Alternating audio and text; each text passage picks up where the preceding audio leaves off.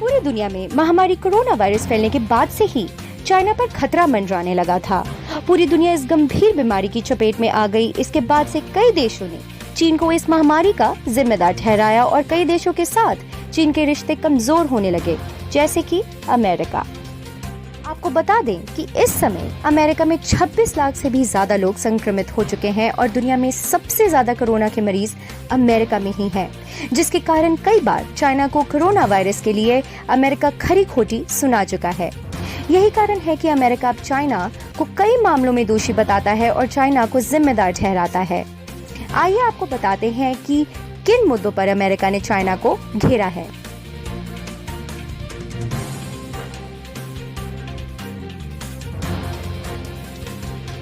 Hong Kong में राष्ट्रीय सुरक्षा कानून लागू करने के चीन के फैसले की कई देश आलोचना कर रहे हैं।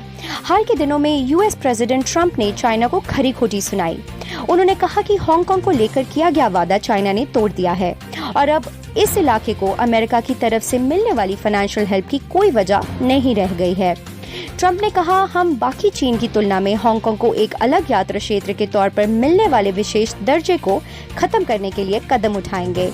हांगकांग की आजादी का गला घोंचने के लिए भी जिम्मेदार लोगों के खिलाफ अमेरिका प्रतिबंध लगाएगा।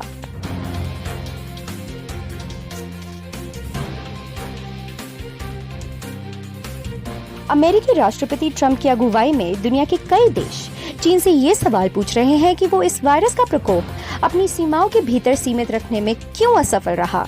इस महामारी में सबसे ज्यादा अमेरिका के लोग संक्रमित हुए हैं। कोरोना की सबसे बुरी मार अमेरिका को ही पड़ी है।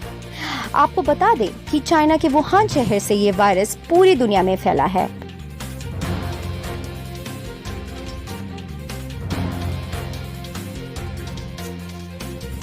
अमेरिका के US secretary Michael are Pompeo ने भारत की ओर से 49 मोबाइल ऐप्स को बैन करने के कदम को सही ठहराया है।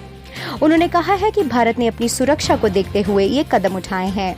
पॉम्पियो ने कहा, चीन के कुछ मोबाइल ऐप्स पर भारत द्वारा लगाए प्रतिबंध का हम स्वागत करते हैं। उन्होंने कहा कि इस कदम से भारत की एकता और राष्ट्रीय सुरक्षा को मजबूती मिलेगी।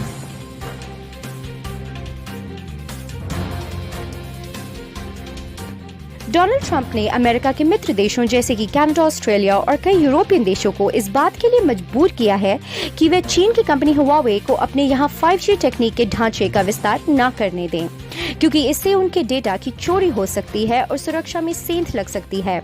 हुआवे वैसे तो एक निजी चाइनीज कंपनी है, लेकिन वेस्ट कंट्रीज मानती हैं कि चीन में प्राइवेट कंपनी भी चीन की कम्युनिस्ट सरकार के कंट्रोल में है। हाल ही में अमेरिकी राष्ट्रपति डोनाल्ड ट्रंप ने एक नए कानून पर सिग्नेचर किए हैं, जो चाइना के शिंगयोंग के विगड़ मुसलमानों को भरी तादाद में नजरबंद करने और उनकी निगरानी करने वाले चीन के अधिकारियों पर प्रतिबंध लगाएगा। अमेरिका के इस नए कानून ने पहले से ही मुश्किलों में घिरे चाइना के लिए नई मुश्किलें खड़ी कर दी हैं। इसके अंतर्गत चाइना के उन नेताओं को दंड दिया जा सकेगा जो अपने वहां के शेड्यूल कास्ट के साथ बुरा बर्ताव करते हैं। अब आगे देखते हैं कि चीन की हरकतों पर अमेरिका क्या कदम उठाएगा और इसका चाइना पर क्या असर पड़ेगा। अगर आपको ये वीडियो अच्छा लगा तो लाइक करें, शेयर करें और सब्सक्राइब करें।